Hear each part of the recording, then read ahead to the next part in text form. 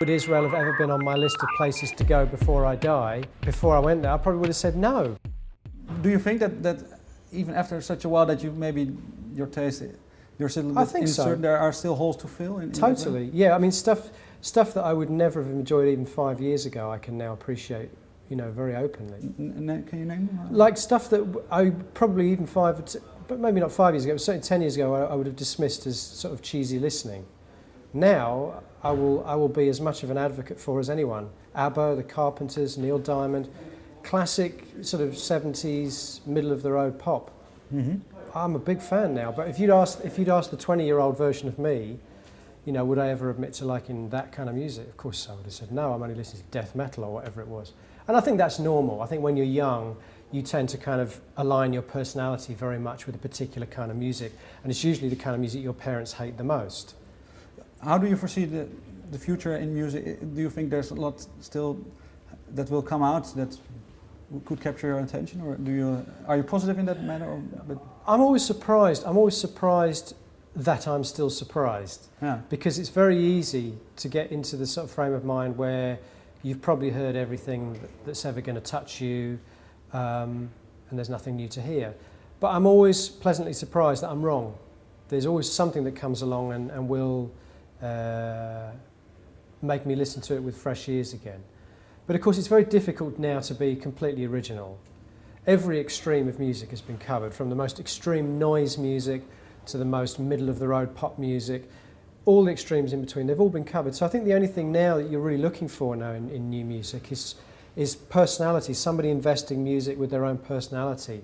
People like Morrissey, those kind of personalities that they can do, or like even Kurt Cobain can do and what were Nirvana if they weren't just a sort of traditional heavy metal band, guitar, bass, drums.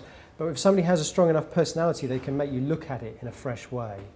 And I think that's the case with all art forms now, really. Do you think people are aware of that? Because I think there's a lot of people are potential artists nowadays. And no, because not so many people kind of intellectualise it the way that I do, or the way that you might do, because you're a journalist and I'm a musician. So of course we tend to intellectualise these things much more than most people do.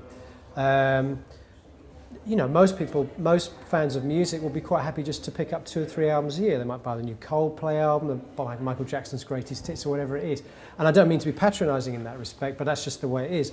I'm that way with some other art medium. Mm-hmm. But music is my life, and without permission to sound cheesy, so I kind of invest a lot of time and thought and energy in finding stuff that's kind of on the periphery of the music scene. Can you get away from music? Because I read, maybe it was for your solo project, that you went to Mexico, and you live also in Tel Aviv partly. But that wasn't to get away from music. That was just to change the landscape behind the music. Is that a necessity for you to maybe change that once in a while, to maybe refresh things, getting different surroundings? I think any artist, if their output is going to continue to evolve and to develop and change, then you need to change the input. And the input could be a new relationship, it could be traveling to a new country, it could be hearing some new music, seeing some new movies. So I try and do, as much as I can to keep myself stimulated, if you like. And being a very curious person, traveling is one very strong way I can do that.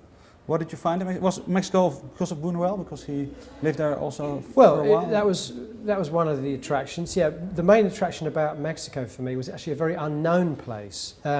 If you think about it in contrast to the United States, which is just over the border, we know everything about the United States. There's nothing you don't even have to go to the USA. You know everything about this place. You know all the landmarks, you know what the people are like, because we see it all the time on television, we see it all the time in movies. So we have a very strong idea about what it's like in the USA, and when you go there, it's pretty much as you expect. Of course it would be. Mm-hmm. When I went to Mexico, I was surprised because I realised how little I knew about this country. And actually for me it was a completely unknown, undiscovered country. I knew nothing about the culture, I knew nothing about the landscape, about the people, about the politics. And so that was fascinating to me. It was the same with Israel. When I went to Israel, I realised how little I knew about it. Did you have any pre-interest in it, or was it just like randomly, Not like really. darts throwing darts? Well, no. I tell you what happens. Usually, in the case of Israel, I went there for the first time because Porcupine got booked to play 3 shows in Israel. If you'd asked me, would Israel have ever been on my list of places to go before I die, before I went there, I probably would have said no. I have no interest in going to Israel. But it's always, it's the same in Mexico. It's always interesting to me that it surprises me. So I was saying about the music before.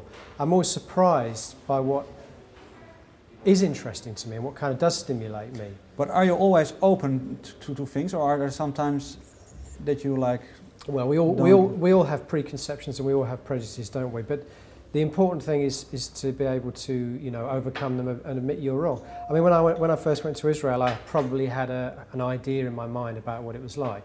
Lots of Orthodox Jews, you know, Yeah. or you know, sweeping across the plains on camels or whatever. You know, the typical. But when I went there, I realised that I was completely wrong, and I was very happy to admit that. But the important thing is curiosity. I think if you're curious and you keep an open mind, then you will always be the kind of person who will surprise yourself, and particularly as an artist, curiosity is so underrated as an attribute.